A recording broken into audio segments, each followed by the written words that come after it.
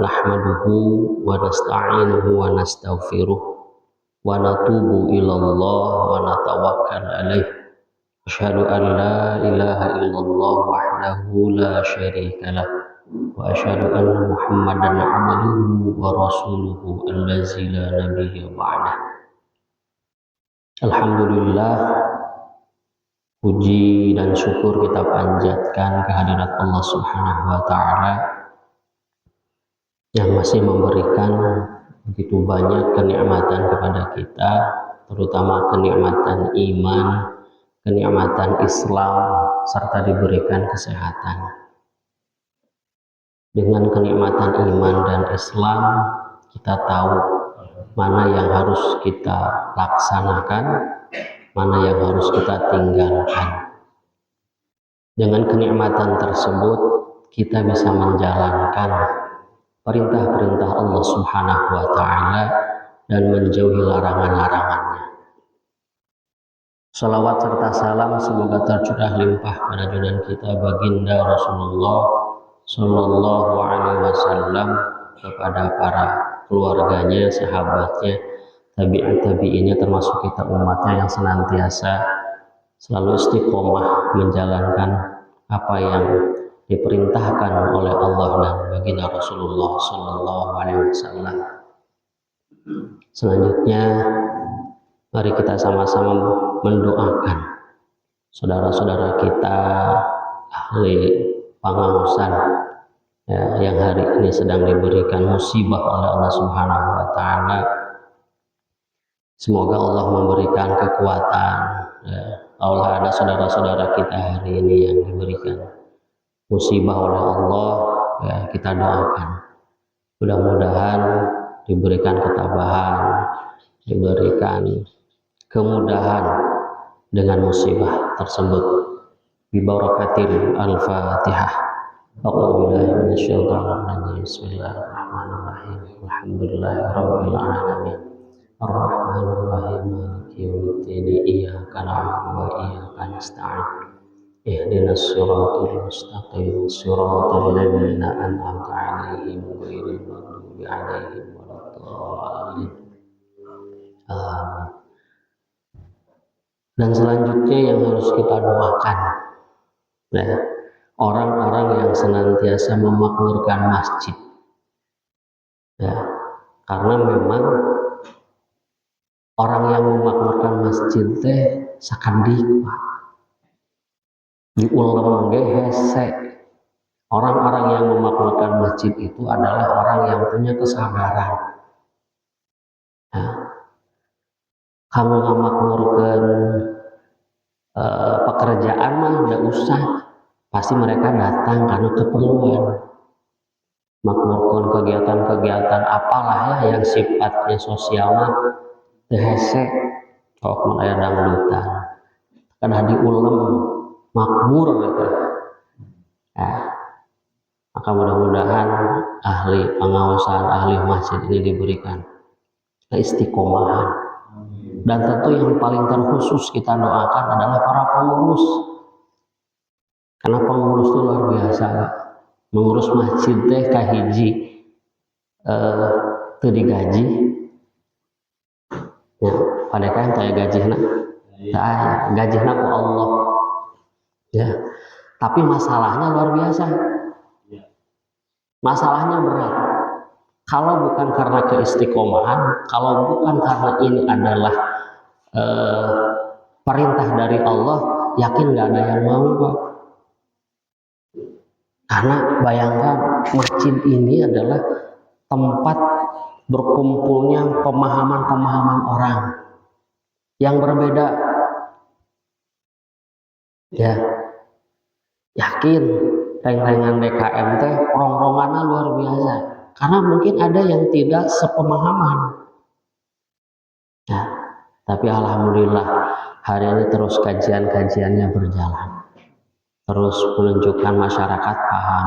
Karena memang masjid ini tempat segala-galanya. Jadi tempat semua madhab di sini. Hartosnya masjidnya, ayo kita lepaskan keegoan kita semua. berat Pak, makanya tenang rendengan DKM ku Allah dimudahkan segala-galana. Abdi pami hoyong abdi ge hoyong janten pengurus DKM teh Pak, anta acan diizinan ku Allah marana hoyong karena ini bumi Allah Pak. Bapak hari ini ya Pak DKM dan Lengan diamanahi untuk mengelola bumi Allah, luar biasa ya. Mudah-mudahan nanti dimudahkan oleh Allah segala-galanya. Sabarna kudu tinggi menghadapi berbagai rintangan dari masyarakat. Nah masyarakat mah kadang-kadang sok punya pemahaman berbeda. Kadang-kadang aya anu sok suudon,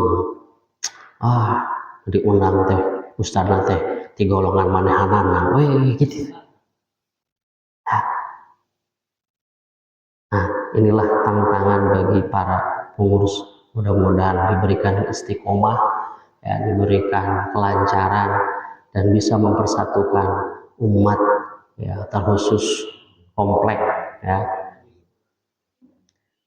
Baik bapak-bapak, karena ibunya belum ada saya belum absen.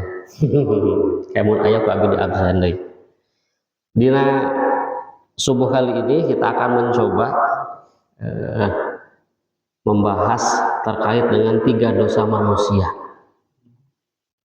dan materi inti kita ada di nomor 3 ya. Jadi kalau tersampaikan inti materinya syukur, kalau tidak berarti kayak diulang deui gitulah. Tapi kita akan habiskan semua ya, mudah-mudahan nanti jam 6 selesai lah ya. 3 dosa manusia. Pak, kurang sholat ya. Selesai sholat, ucapan pertama setelah salam apa Pak? Assalamualaikum warahmatullahi wabarakatuh. Assalamualaikum warahmatullahi wabarakatuh. Naon Pak? Selesai itu istighfar. Pertarosanana nahabat istighfar kan orang teh sholat. Sholat teh maksiat sanes Pak. Tapi nah istighfar. Nah apa buat istighfar? Luar biasa kan? Padahal sholat itu adalah kita lagi menghadap kepada Allah Subhanahu wa Ta'ala. Itu bukan perbuatan maksiat. Namun maksiat malah mungkin bisa masuk akal. Tapi kenapa ketika hari ini kita sholat, lalu pertama kali yang diucapkan setelah salam adalah istighfar. Astagfirullahaladzim. Ini kan memohon ampunan kepada Allah Subhanahu wa Ta'ala. Tapi masuk akal juga Pak. Dan biasanya bisa jadi sholat orang teh khusyuk ya, kadang-kadang lalai sholat kita itu. Ketika kita takbir Allahu Akbar, disitulah setan menggoda kita. Nyapanya sesuatu anak orang hilap ge tos takbir mana Pak? Emot sadayana. Jadi ingat, alah eta can dibayar. Aduh kompor can diparoman ibu-ibu misalnya dan sebagainya ya. Kadang sholat kita, karena makanya penting Pak, yang juga harus kita pelajari ke depan, gerakan-gerakan kita teh harus tahu apa maksud dari gerakan itu. Nah, alhamdulillah, bismillahirrahmanirrahim kan Allah menjawab sampai ke iyyaka na'budu wa iyyaka nasta'in. Allah menjawab iyyaka na'budu itu untukku menyembah, wa iyyaka nasta'in pun sama. Cuman kata Allah, sok kamu minta apa saja yang kamu inginkan. Tentu kalau kurang sholat laras, maka semua permasalahannya akan beres. Isra dan Mi'raj Pak, itu adalah hamul azm, di mana bulan kesedihan. Terus tepat Rasulullah dikantunkeun ku istrina Bunda Siti Khadijah, Rasulullah dikantunkeun ku pamanna Abu Thalib. Rasulullah SAW ketika dakwah ke Taif diusir. Itu bulan-bulan kesedihan. Lalu di Isra dan di Mi'rajkan. Lalu apa pulang dari Isra dan Mi'raj? Diberikan oleh Allah sholat. Kersedih ku Allah dipasihan sholat. Hartos naon, apapun perkaranya hari ini sholat. Cuman masalahnya sholat namun kumaha gitu. Ya Pak, Rasulullah kepada Bilal ketika qomat itu bukan menyuruh qomat, tapi ya Bilal, kumandangkanlah sesuatu yang bisa memberikan ketenangan kepadaku. Sholat. Jamun ayeuna tos sholat urang masih keneh aya masalah, berarti sholatnya masih bermasalah. Jadi apapun sholat. Yuk, sholat kita perbaiki hari ini Bapak Ibu sekalian ya. Baik. Ingatlah ternyata dosa itu ada 3 macam. Nah, ini baru ke materi kita Pak. 1, dosa karena kesalahan diri sendiri. Itu sudah paham semuanya Pak ya.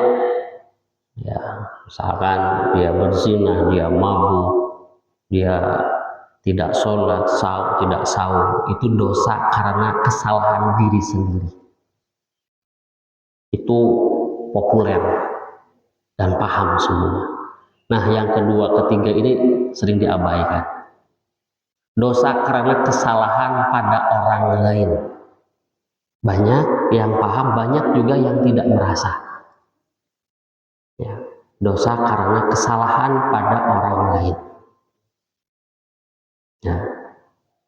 Nah, yang ketiga, dosa karena kesalahan orang lain. Nah, ini aneh itu Pak. Dosa kesalahan orang lain, tapi orang benang dosa. Aneh itu Pak. Dan ternyata dosa kedua dan ketiga sudah banyak terlupakan. Ya. Dosa yang kedua, terutama yang ketiga Pak. Kalau yang pertama sudah terbiasa. Mana dalilnya yang pertama? Ini Pak, contoh dalil bahwa semua dosa itu dihapuskan kalau dalam ini, dalam Ramadan. Rasulullah SAW bersabda, qala Rasulullah SAW, man shoma Ramadana imanan wahtisaban ghufira lahu ma taqaddama min dzambi. Ibu-ibu di sini, Bu, mangga dilebat sana Bu. Rasulullah SAW bersabda, barang siapa berpuasa melaksanakan saum di bulan Ramadan dengan penuh keimanan dan pengharapan, maka akan diampuni semua dosa-dosanya, akan diampuni semua dosa-dosanya yang telah lampau. Nah, ini umum Pak. Jadi dosa apa? Dosa semuanya Pak? Ya, ini umum. Ya. Bahwa ini upami dalil dia sangat tenang. Apakah termasuk dosa zina? Apakah termasuk yang kedua, yang ketiga? Yang tadi dosa kepada orang lain dan dosa orang lain. Ternyata ya, kita harus menggali ya, lebih dalam. Penggaliannya tadi dari kacamata para ulama. Tidak boleh menurut diri sendiri. Nah, ada kaidah usul. Jadi apakah hadis tadi man shoma Ramadan itu berlaku untuk semuanya? Baik dosa kedua dan ketiga? Ternyata di sini ada pengecualian. Dalilul am yabki fi umumihi malam yarid dalilut takhsis. Ya. Dalil yang umum tetap pada keumumannya selama tidak ada dalil yang mengkhususkannya. Jadi dalil tadi man shoma Ramadhana itu umum, tetapi ketika ada dalil yang mengkhususkannya, maka ada dosa-dosa yang lain yang tidak dihapus. Jadi sekali lagi, dalil tadi mansoma itu umum, tapi ketika ada dalil pengkhususannya baru. Mana dalil pengkhususannya yang kedua, ketiga, baru di sini. Ini masuk dosa yang kedua, yang ditahsis, yang dikhususkan. Jadi tidak berlaku mansoma ramadhana imanan wahtisaban ghufirallahu ma taqaddama min dambi di dosa yang kedua ini. Dan semuanya akan dihapus kecuali ini, bukan dua. Apa? Sabda Rasulullah SAW. Anna Rasulullah Sallallahu Alaihi Wasallam qala. Rasulullah SAW bersabda. Qala bertanya. Rasul berkata, atadruna mal muflis. Tahukah kamu apa yang disebut dengan muflis? Kuning apa muflis? Naon Pak? Muflis teh bangkrut. Sanes cuplis. Cuplis mah film si Unyil. Cuplis. Ini mah muflis. Muflis itu orang bangkrut. Jadi Rasul naros ke para sahabat. Atadruna mal muflis? Tahukah kamu wahai para sahabat apa yang disebut dengan muflis? Qalu, para sahabat ngawalar, al muflis nu bangkrut teh baginda Rasul fina mala dirhama lahu wala mata. Jadi nu disebut bangkrut teh ya Rasul menurut pemahaman kami mah mala dirham anu teu gaduh artos ya lahu kanggo anjeunna wala mata dan teu gaduh keindahan-keindahan dunia. Hartosna tos teu gaduh harta banda. Eta nu disebut bangkrut menurut para sahabat. Upami konteksna dunia iya itu adalah bangkrut. Tapi kalau konteksna akhirat tidak. Karena Rasul mengatakan faqala. Rasul ngawaler kaitan dengan muflis, innal muflisa saestuna jalmi-jalmi anu muflis anu bangkrut min ummati ti umatku yakti yaumal qiyamah datang pada hari kiamat bisolati anjeunna nyanak pahala salat wasyam nyanak pahala saum wazakat nyanak pahala zakat wayati tapi jadi pami digambarkan Pak orang yang muflis teh sakedap dia ngalangkah bade ka surga lebat ka surga cuman ditarik ya Allah jangan dulu masuk surga cek Allah tos apa karena dulu di dunia dia belum pernah minta maaf kepadaku, lalu dia berbuat qad satamahada. Qad satamahada teh pami terjemahan di dia mah Pak diartoskeun bukan melecehkan, mencaci maki. Hati-hati Pak. Ini yang kemudian yang dosa yang kedua ayat 5. Dosa kedua itu yang akan menjadikan bangkrut. Pertama, syatamahada, mencaci maki. Mencaci maki tekungannya pokoknya mau, kamu orang dasar kamu miskin, ya, katakan caci makinya. Ya betul sudah miskin, terus ngapain mesti dimarah-marahi? Lalu dia tidak pernah minta maaf sama di dunia. Maka nanti pahala sholatnya kemudian apa? Akan diambil. Rogal tuh Pak? Rogal?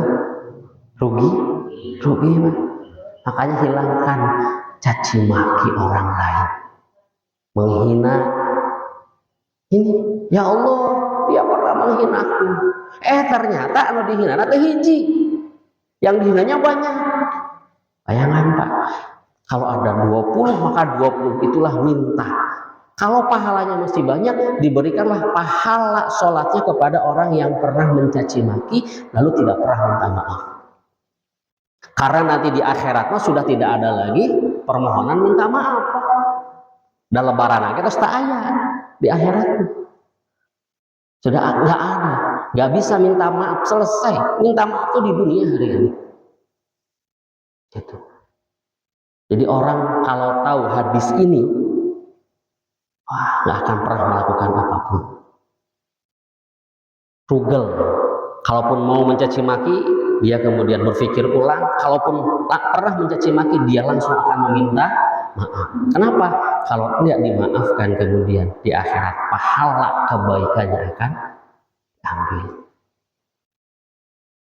Oh, ternyata pahala sholatnya habis. Bisa masuk surga? Bisa, karena ada masih pahala saum. Ngalangkah dia badai ke surga. Ayahnya ngata, ya Allah, jangan dulu dimasukkan ke dalam surga. Karena dia melakukan dosa yang kedua. Apa? Yang kedua adalah waqadafahana. Ini waqadafahana. Apa qadaf? Menuduh. Al-Quran qadafatnya khusus, Pak, menuduh orang perempuan berzina. Tetapi di sini umum. Hok itu juga termasuk qadaf. Ayeuna nu rame ya, Pak. Naon? Ijazah palsu. Di akhirat pun apal kita da moal ngabaroho moal. Ya, orang kalau tahu hadis ini, maka nggak akan ada dia menyebarkan hoax. Moal sampai dia membela-bela orang yang memberikan uang kepada dia. Kenapa? Karena tahu hadis ini. Nggak akan orang berbohong, berbuat memfitnah. Ya, qadhafa itu kan salah satunya adalah fitnah. Fitnah itu lebih kejam daripada tidak memfitnah. Ya, betul deh, Pak. Akan melakukan nggak, Pak? Pemihak hadisnya ya apa? Wah, karena dia akan rugi. Saya berpikir tuh yang ramai-ramai televisi, dia dibayar berapa sih? Harus mati-matian gitu loh. Mati-matian membela orang yang belum tentu dia nanti akan membela di akhirat. Bayangkan.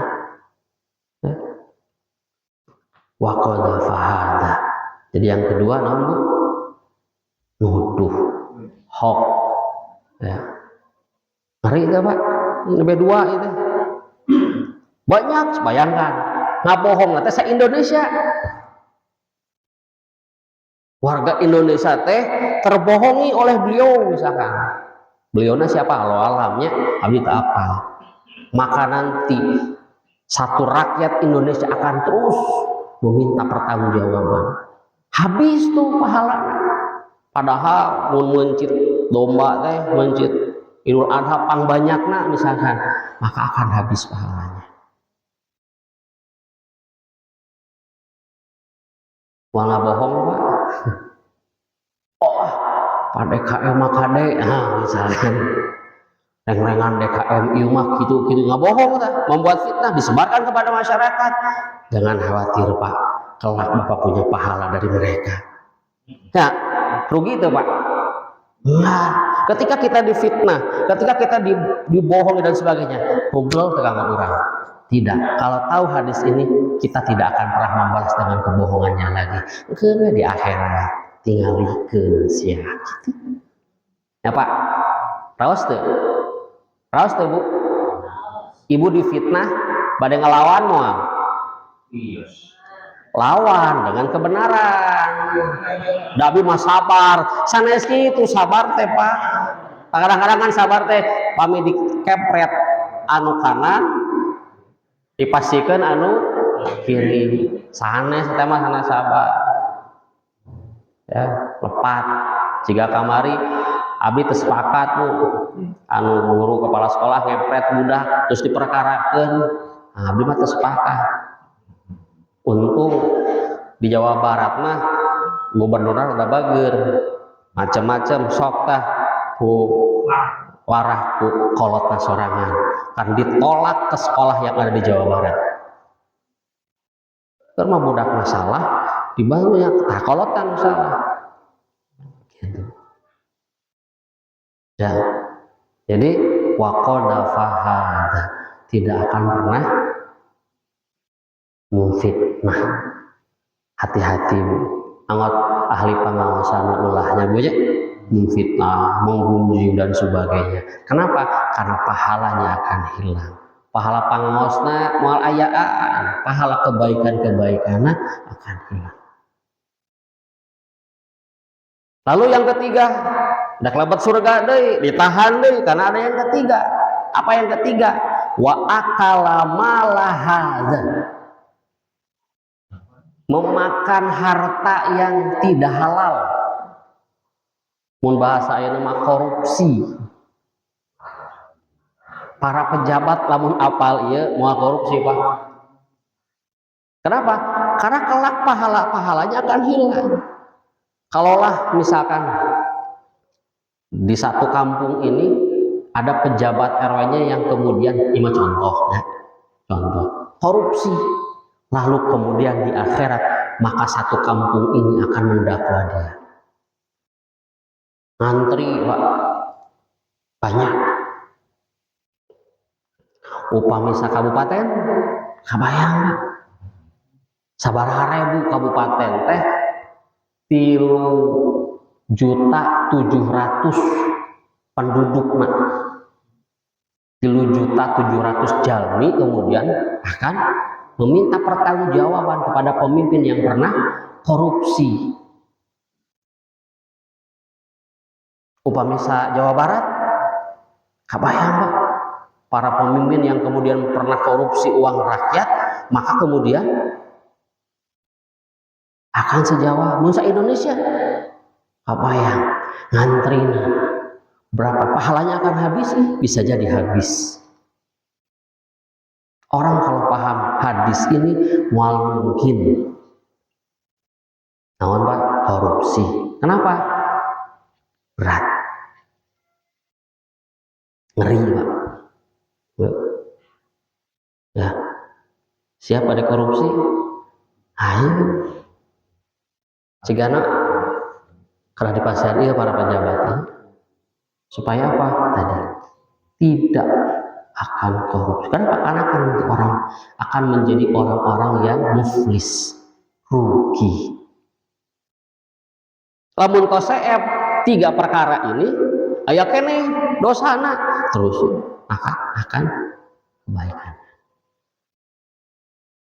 Nu katilu itu. Jadi yang pertama apa? Satamahada, mencaci maki. Nu kedua wa qadzafahada, menuduh. Nu katilu wa akala malahada, korupsi atau memakan harta. Apa saja, bukan makan harta yang tidak halal, yang korupsi dan sebagainya. Nu kaopat ya, wasafaka damahada, membunuh, menumpahkan darah. Ayeuna ramai, Bu, ngerinya pegawai Alfamart ya diperkosa, dibunuh. Orang kalau paham ini nggak mungkin ada pembunuhan.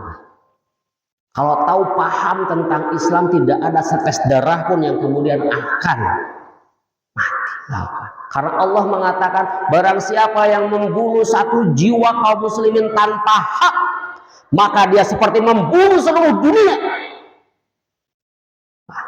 Tegas itu Allah. Ini masa enaknya dibunuh, jebret tanpa ada hak, nggak boleh. Itu digeleng mobil, kendaraan taktis, ya. Ya kalau paham ini nggak akan berani. Walaupun itu perintah atasannya, kalau tidak haknya nggak akan dibunuh. Ada anak SD usia kelas 6 dibunuh oleh usia 16 tahun, kan ramai ini.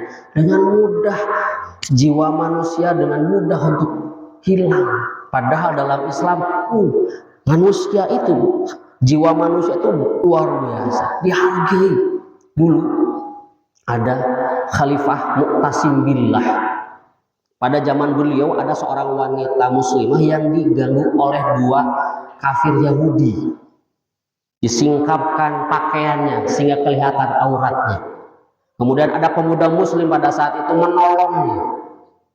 Lalu seorang muslim itu, yang laki-laki muslim itu dibunuh, kedua Yahudi itu. Lalu perempuan itu menjerit, meminta pertolongan. Aina Mu'tasim billah, aina Mu'tasim billah. Mana Khalifah Mu'tasim billah? Ini saya, ada pembunuhan. Terdengarlah oleh Khalifah Mu'tasim billah, maka beliau mengeluarkan pasukan untuk tadi menyelamatkan satu nyawa. Yang pasukan tersebut dari ujung Baghdad sampai ujung Baghdad lagi. Satu nyawa, Pak. Kenapa? Karena dalam Islam dihormati satu nyawa itu. Bahkan Allah sendiri mengatakan ketika membunuh satu jiwa kaum muslimin tanpa hak, maka seperti membunuh kaum muslimin yang seluruhnya di dunia. Palestina gimana, Pak? Ribuan Palestina itu. Siapa yang menolong? Tidak ada. Bahkan sampai seperti pahlawan Donald Trump, ya, memberikan solusi dua negara, bohong. Solusi dua negara itu dalam Islam tidak ada. Penjajah itu harus diusir karena Israel itu adalah penjajah. Ketika ada kesepakatan selesai perdamaian, hari itu juga tetap bombardir Gaza. Nggak pernah selesai dia membunuh orang-orang Gaza. Perdamaian, pembunuhan tetap pembunuhan. Kenapa? Karena Yahudi itu begitu dari dulu. Al-Quran telah mengatakan walan tardo angkal yahudu walan nasara hatta tattabi'a millatahum. Lan, di situ ada kata-kata lan. Untuk para santri lan itu pasti. Jadi orang Yahudi, Nasrani itu muaridu salamina upami kaum muslimin sudah mengikuti ajaran mereka. Gitu.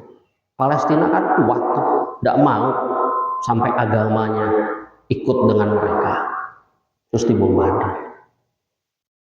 Jadi mual ayah, Pak, istilah pembunuhan kalau dia tahu. Kenapa? Karena pahalanya akan habis. Jadi bayangkan satu saja dihilangkan nyawanya, maka seluruh dunia kabayang. Pak, cenada abi di piwarang, sama saja. Orang yang disuruhnya, otaknya juga sama. Gitu. Jadi para pejabat, ya aparat pemerintahan polisi ataupun nggak akan berani semena-mena untuk membunuh orang. Kenapa? Wasafakada mahada, membunuh, meneteskan darah. Yang ketiga, yang kelima, wadorobahada, memukul. 5. Jadi ngepret, akan memukul itu. Sampaikan misalkan giginya patah, itu sama. Tanpa hak, kalau hak itu boleh. Membunuh kalau itu dibolehkan dalam Islam tidak akan dipertanggungjawabkan, tidak akan dikenakan sanksi. Tapi kalau membunuh begitu saja, inilah dosa yang kedua. Hadisnya masih panjang, Pak. Hada fayuqta hada min hasanatih wa hada min hasanatih. Jadi amal-amal kebaikannya terus diberikan. Jadi kalau ada orang yang tadinya mau masuk surga, di dunianya dia baik, ya di dunianya sok saum dan sebagainya, tetapi dia melakukan 5 hal itu, maka pahala kebaikannya diberikan kepada orang yang pernah ia sakiti, ia nuduh dan sebagainya. Nah, kemudian faniyat hasanatuhu qabla ayyuqdama alaihi ihda min khotoyahum. Habis tuh pahala kebaikannya. Dan seorang ngantri, nah kabayang se-Indonesia misalkan ngantri karena korupsi, maka apa? Uhida min khotoyahum, kemudian kejelekannya atau dosa dari yang antri itu diberikan kepada orang yang korupsi, orang yang membunuh dan sebagainya. Karena habis tuh pahalanya. Kabayang. Dan terakhir, Faturihat alaihi summa turiha finnar, kemudian dilemparkan oleh Allah Subhanahu wa taala ke dalam api neraka. Oh, itu muflis. Jadi muflis bisa jadi ahli ibadah, saumnya bagus, ya, terus sholatnya juga bagus, tahajudnya juga bagus, lamun kurban osok kurban, menjakat osok zakat, ya, terus sedekahnya wah, namun pengawasan subuh sedekah nanti paling seueur misalkan. Tetapi ketika dia melakukan 5 hal itu habis pahalanya. Siapa ya? Jadi Pak Haji naon Bu? Mencaci maki. Hati-hati, mencaci maki kemudian akan dipertanggungjawabkan. Kedua, menuduh. Ketiga, memakan harta yang bukan haknya, korupsi dan sebagainya. Keempat, membunuh. Kelima, memukul. Ini hadis pengkhususan muncul dosa kedua. Dan itu bahkan ada Pak, kemudian dia memukul, ya memukul, Allah langsung berikan dosanya. Ini kejadian. Jadi kisahnya ada nelayan itu ya pasti di lautnya nelayan. Kemudian dia mendapatkan ikan yang berbeda. Jadi lauk anu beda dia dapat. Nah, ketika dibawa ke darat, orang pada suka tuh Pak, termasuk preman itu, ada preman. Dia mau dijual berapa? Kata preman tersebut. Wah, saya nggak akan jual. Ya, karena ini ikannya bagus. Ikannya maksud disebut bagus tuh kalau dimakan gizinya luar biasa. Nah, tuh si preman tuh udah sama, preman akhirnya resepet. Akhirnya apa? Direbut Pak, dan direbutnya dipukul. Sudahlah, udah tewalakai yang preman banyak. Nah, si preman itu kemudian apa? Memasak Pak di pasar. Makan, pas makan, nah ini qadarullah ya. Allah balas kezaliman itu. Jadi makan kan cucukan ya, si lauk teh ada duri, dia kena tusukan duri, nyeri tuh Pak. Tapi itu nyeri biasanya Bapak Ibu sering katusuk duri ikan kumaha biasa jika disuntik. Tetapi ini luar biasa Pak, dia tidak bisa tidur semalaman, guling gasahan, padahal iya betul lah. Mantap ya. Sampai mana nih Pak? Ya gara-gara kopi ya loh. Ya, habis aku kopi, guling gak sahan, gak bisa tidur. Bapak kantos gitu tuh, bapak katusuk ku duri sampai ketiasat. Bobo, tidak pernah kan? Ibu kantor kok sampai nggak bisa tidur? Gak, pasti biasa lah diobatin. Paginya dia coba ke dokter. Dokter kaget, Pak, ini sudah berapa hari sampai membusuk? Bayangkan Pak, baru semalam Dok. Nggak mungkin. Dokternya terpercantan Pak, ini sudah berhari-hari kamu biarkan ya. Enggak Dok, baru sehari, baru semalam. Tapi kata dokter, ini sudah berhari-hari, mesti diamputasi. Gak ada lagi Dok, gak ada.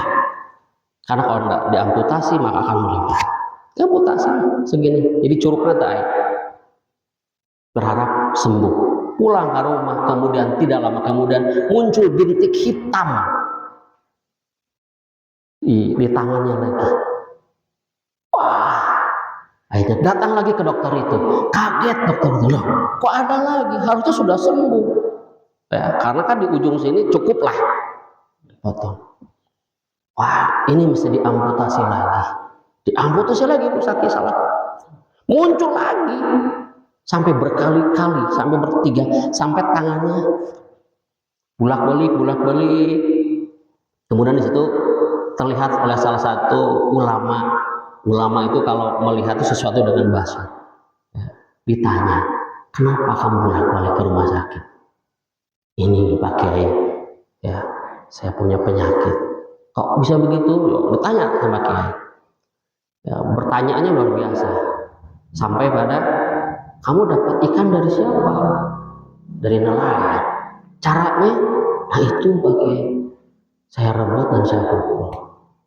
Oh, kalau begitu kamu pulang cari nelayan tersebut dan minta maaf.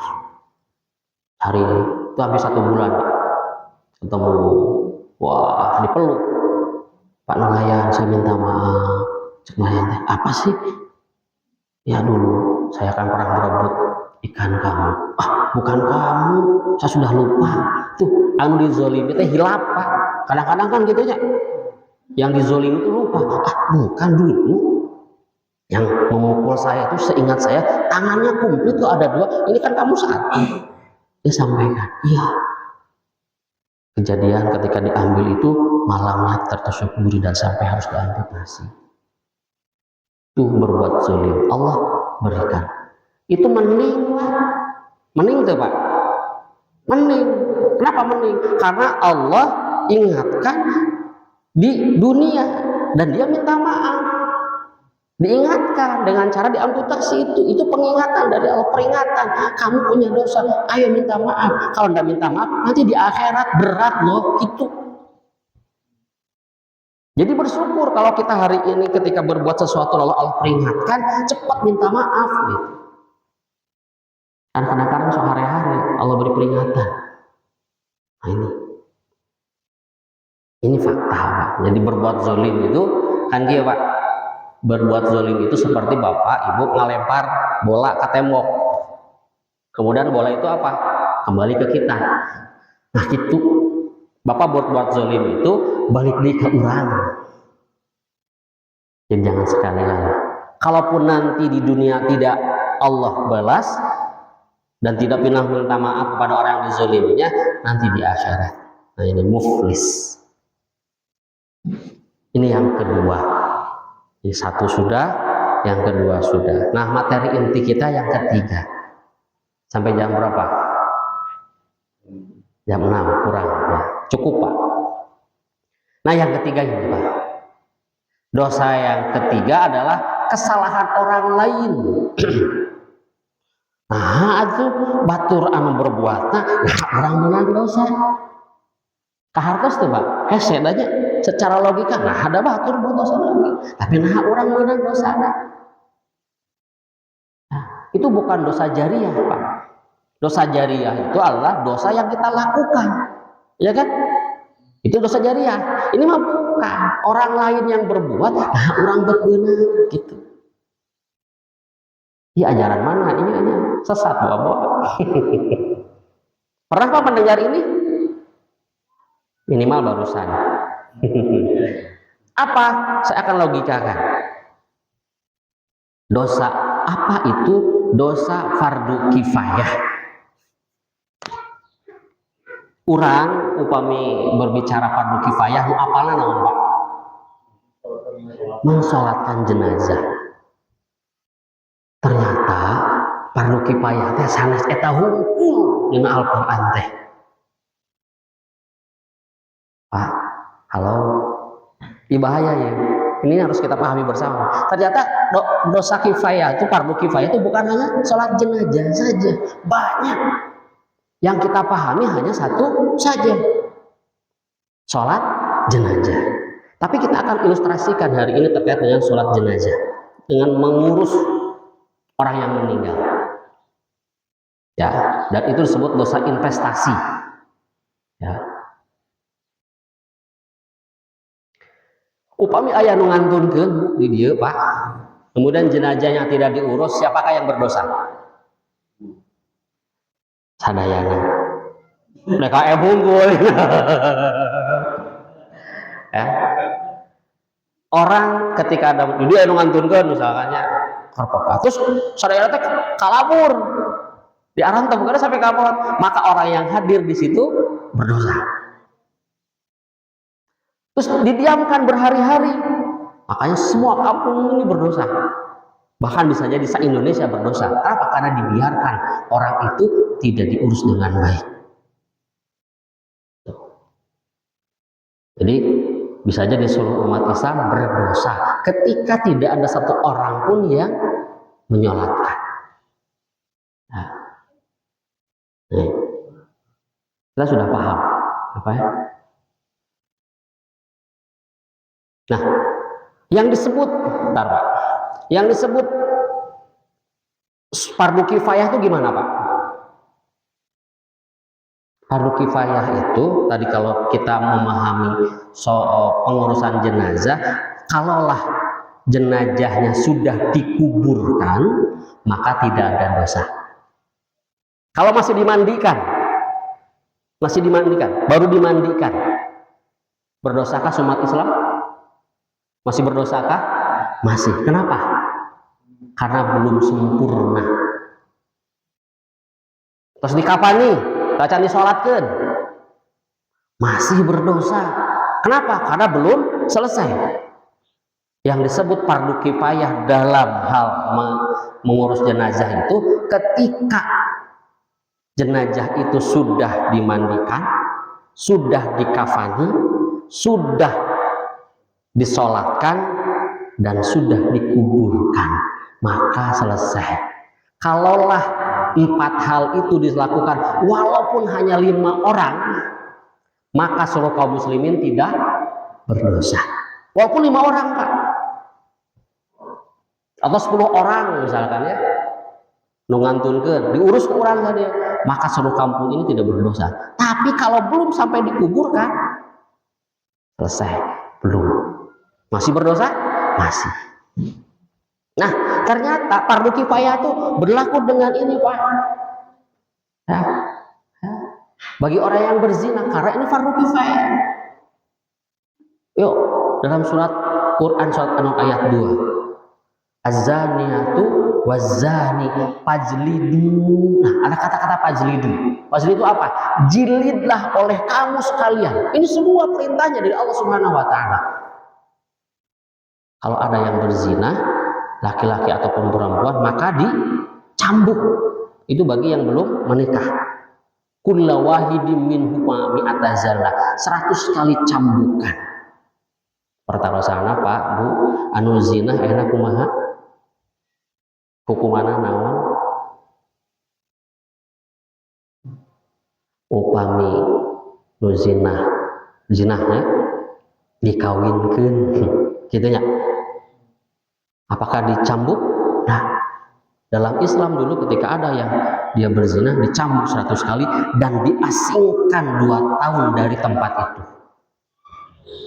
Kok ini disebut fardu kifayah? Karena tadi fajlidu ini fi'il amr. Fi'il amr itu apa? Perintah.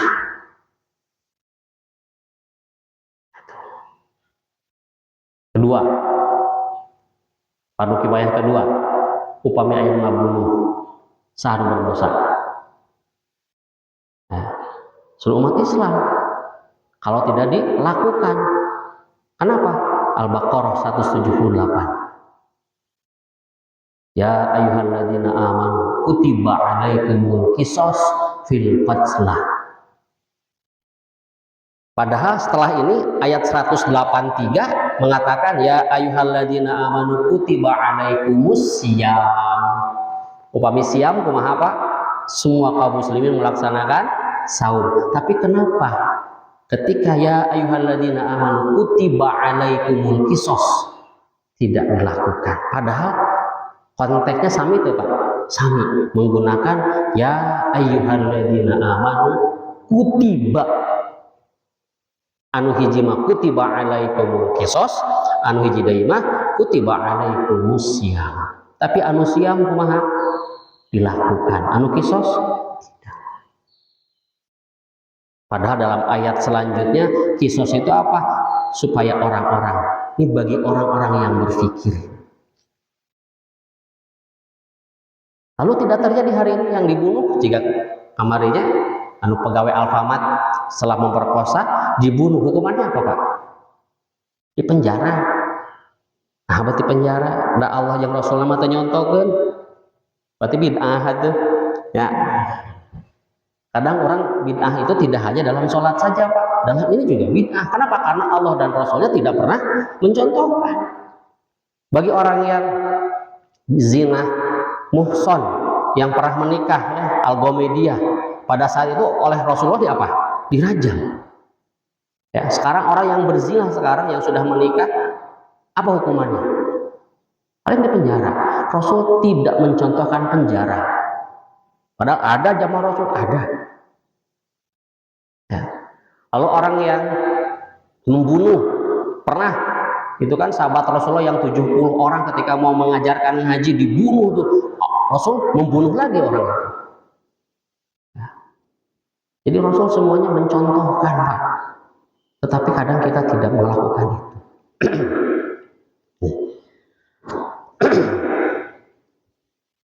Yang mencuri, nah, ini masih dosa kifayah Pak, fardu kifayah.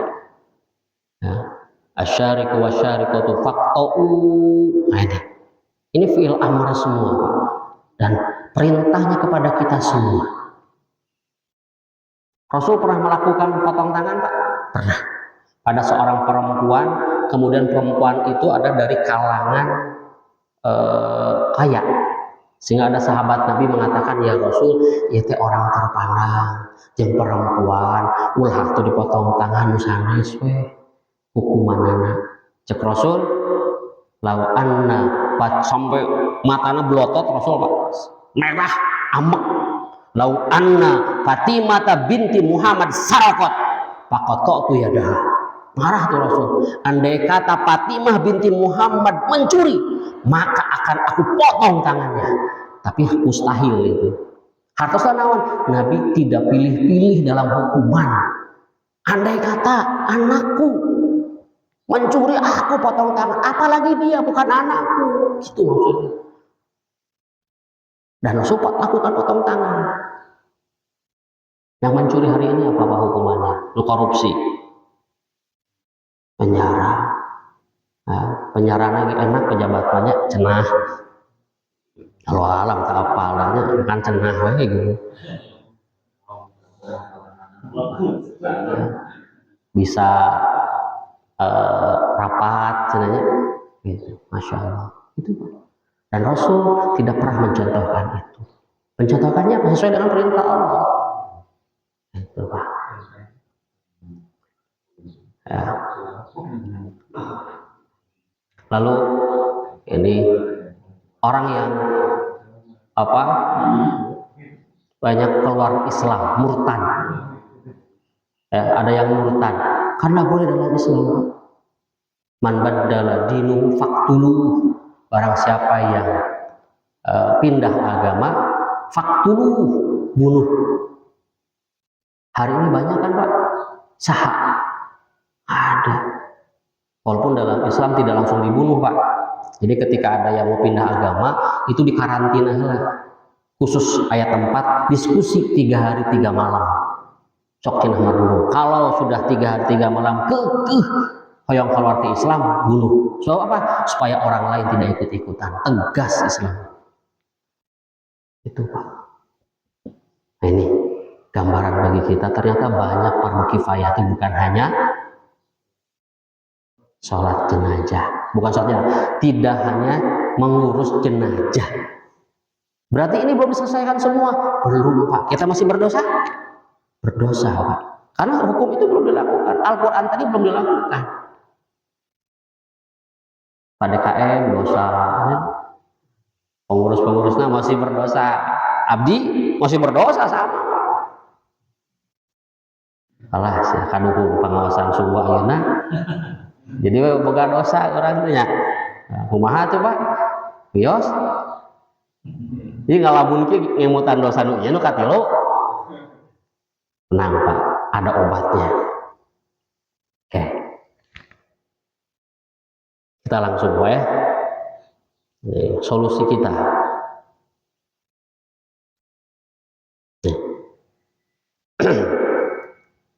Ini masih ya. Al-Maidah. Ya, percepat saja Pak. Jadi banyak ternyata dosa investasi dosa yang ketiga, dosa yang fardu kifayah kita tuh banyak. Ya. Ini kasus pembunuhan, kasus perzinahan, pemerkosaan, pencurian, pemurtadan, pembantaian umat Islam, dan seterusnya. Banyak ternyata. Banyak. Jadi kalau tiap malam kita dikasih dosa itu, nah pertanyaannya gimana untuk menghilangkan itu? Nah siun Pak Abdi oge, ya, kalau enak-enak tidur dikiriman WA dosa gitu kan, pasti begitu caranya begitu kan? Ya, mun anu zina kan gitu dalam hadis siapa ya? Mun anu zina di kampung orang 40 rumah, ya kan? 40 rumah ke pinggir kanan, kiri, depan, belakang itu, maka kita punya dosa. Itu yang Abi pernah pahami, ya. Jadi anu zina lu zina, maka orang punya dosa tuh 40 rumah sekelilingnya, kiri, kanan, depan, belakang, tiap hari kita dapatkan itu. Makanya kenapa dalam Islam orang yang berzina itu harus diasingkan ke tempat yang lain, gitu. Tidak boleh di situ selama 2 tahun, ya supaya kita tidak dapat dosa. Hari ini perzinahan itu bahkan dilokalisasi, bahkan terang-terangan, open BO apa, BO apa, barudak apa, open BO apa gitu kan. Wah, macam-macam kemaksiatan hari ini. Video call dengan tidak menggunakan busana katanya. Ya, ngeri kan? Itu kan perzinahan. Nah, baik. Jadi dosa yang berasal dari fardu kifayah yang tidak diamalkan, padahal fardu kifayah mencakup 90% dari syariat Islam, 10%-nya fardu ain. Jadi Al-Quran itu 90% dari syariat Islam itu adalah fardu kifayah. Itu Al-Quran. Ya, kebayang. Tapi yang kita lakukan hanya 10%-nya, 90%-nya tidak. Maka apa yang saya lakukan, ya, tidak bisa Pak kifayah itu dihapuskan, tidak bisa, tapi harus dilakukan, diamalkan. Jika tadi anu maot kudu dugi ka beres ngantunkeun, beres ngantun dugi ka dikuburkeun. Nah ieu ge kedah diamalkan. Kumaha atuh ayeuna saya diamalkeun? Tetiasa dengan kelompok tidak bisa, individu tidak bisa. Ya. Kalau individu, misalkan murang kali abdi maling, abdi ditek-tek kenging teh Pak. Tekenging. Tidak boleh. Oh ku jamaah ku PDKM ya aya warga di dia orang tek-tek tekenging. Ya zina dirajam tekenging Pak. Negara. Kenapa? Karena negara itu efektif ketika melakukan hukuman. Contoh, upami teu dihelm, ditilang, selesai nggak Pak? Selesai. Semua akhirnya keluar teh nganggo helm. Kenapa? Karena perintah. Tapi ku Allah, di jilbab, di kerudung, wajib di helm, wajib di kerudung. Teu pami aya polisi, aya anu di helm, jeung anu teh di helm tapi nganggo jilbab di kerudung, anu tilang nu mana? Anu di kerudung tapi teu nganggo helm. Padahal kitu hartosna naon? Pemerintah itu akan efektif ketika melakukan hukuman. Akhirnya orang pamit ke kota nganggo helm, sabab naon? Sieun ditilang, kedah gandu SIM kan gitu. Padahal motor-motor orang nya nu ngabensinan orang, nah atuh boga surat we kudu ditilang gitu. Kenapa? Karena pemerintah telah menyatakan. Ini pun sama Pak, tidak bisa oleh individu ataupun kelompok. Ya, tidak bisa. Hukumnya haram. Ini harus negara. Maka kita berharap kepada pemerintah, ayo terapkan Islam, terapkan Al-Quran, dah enak atuh. Ya. Nah, kumaha carana untuk menggugurkan fardu kifayah? Supaya percepat ya Pak ya. Menggugurkan kifayah ada 3 Pak. Rufi'a an ummati al-khoto'a wa nasya wa mastuqiyu alaih. Telah diangkat dosa atas umatku dari kesalahan, ketidaksengajaan dan keterpaksaan. Ya, kesalahan, ketidaksengajaan, itu mungkin orang tidak disengaja, lupa, tidak lupa, ini ada ayatnya, kita terpaksa hari ini Pak. Harus Pak. terpaksa kita itu. Ya. Kita kecuali kalau bapak-bapak, abdi mah alim nerapkan hukum potong tangan, tak eta duka. Abdi mah pingin Pak, ketika ada yang berzina, pingin dihukum dengan hukuman Allah, karena Al-Quran telah mengatakan itu. Nanti bisa terpaksa hari ini menggunakan yang ada. Kalau bapak-bapak dan ibu hari ini ada keterpaksaan dalam hatinya, iya saya itu pingin anu korupsi sok dipotong weh tanganna, hukum yang ngabunuh dibunuh deui. Kalau tidak ada dalam hati keterpaksaan, dosa. Makanya ini Pak, ada keterpaksaannya kita hari ini melakukan hukum itu, terpaksa. Kalau abdi terpaksa, kami ingin. Ya. Nah, yang disebut terpaksa teh naon? Kita terpaksa tapi tidak diam. Tapi tidak diam.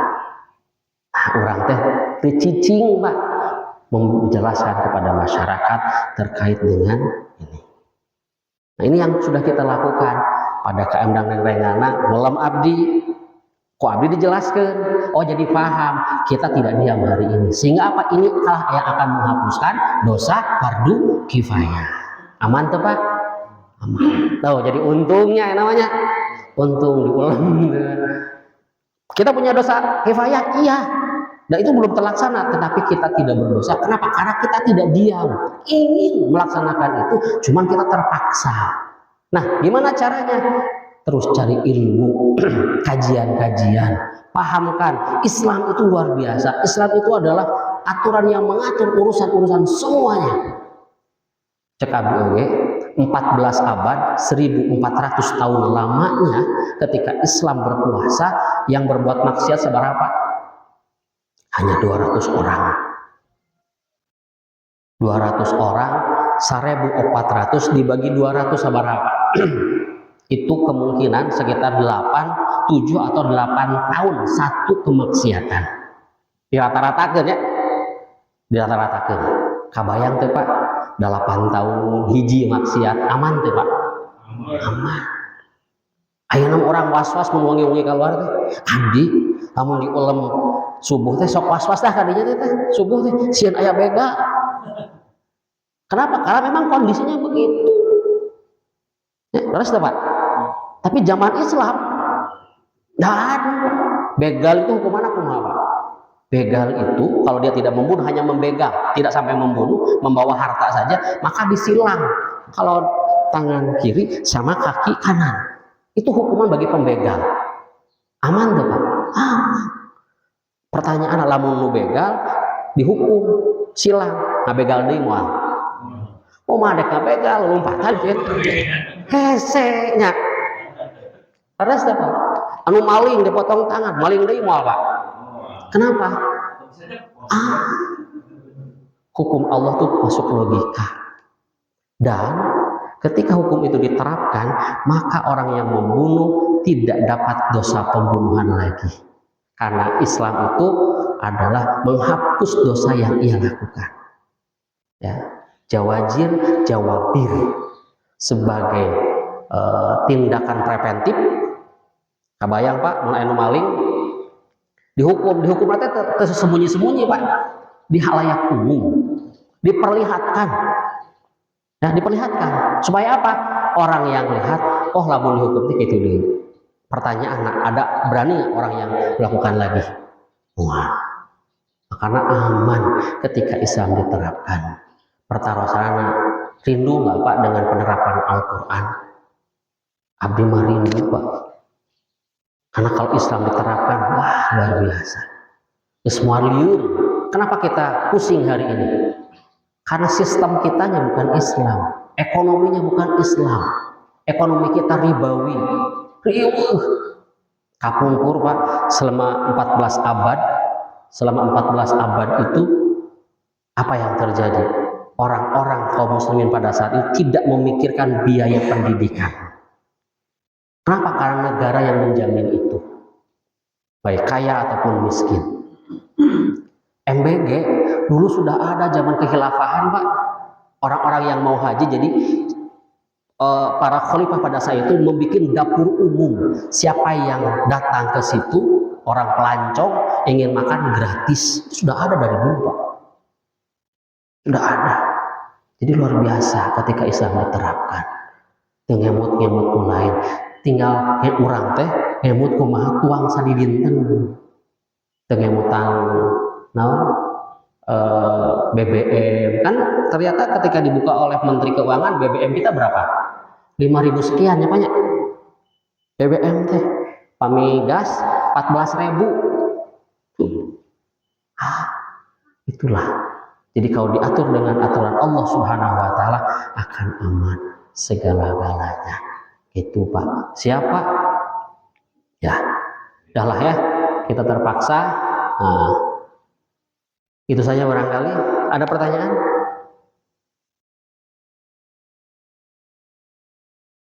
Ya. Satu lah. Berkaitan dengan fardu kifayah dan ya. Ada pernah, mohon maaf kalau saya tidak hafal ayatnya, di Rasulullah pernah menyampaikan bahwa ada satu mungkin yang meninggal gitu, Rasulullah tidak mau menjelaskan itu kaitannya. Ya, jadi dulu ada, tapi katanya gak ada hutang. Ada, ya orang yang punya hutang. Rasul itu kan makanya kan tadi setiap orang yang meninggal dunia, imam itu menyampaikannya apa? Apakah punya utang? Ya. Maka siapa yang menanggung jawab hutang itu? Ya, Rasul tidak mau menyolatkan. Ada pernah, ya, ada pernah. Nah, maka dalam Islam, bagaimana cara pengaturan itu? Kalau memang dia miskin, maka tanggung jawab hutangnya menjadi tanggung jawab negara. Karena Islam luar biasa. Contoh, ketika orang mencuri, kalau itu mencuri bukan karena profesi, tapi karena lapar, dihukum tuh Pak? Tidak. Siapa yang salah? Negara. Gitu. Jadi Islam tidak langsung memponis, karena ada zaman Khalifah Umar bin Khattab sampai mau diponis, dipotong tangan. Cuman orang itu kemudian di jaksa ngomong, ya Amirul Mukminin, saya maling itu karena lapar, bukan karena profesi saya, sehingga dibebaskan. Dan justru orang itu nuntut kepada negara, mana tanggung jawab negara, saya hari ini kelaparan. Itu. Jadi memang ada pernah tidak mau. Makanya tadi Pak, pastikan ketika mau menyolatkan ini utangnya. Nah, makanya selalu disampaikan siapa yang bertanggung jawab terkait utang piutang. Karena kalau utang itu tidak diselesaikan, maka di akhirat kasihan masih terikat. Gitu. Ya. Termasuk juga pernah tidak menyolatkan orang yang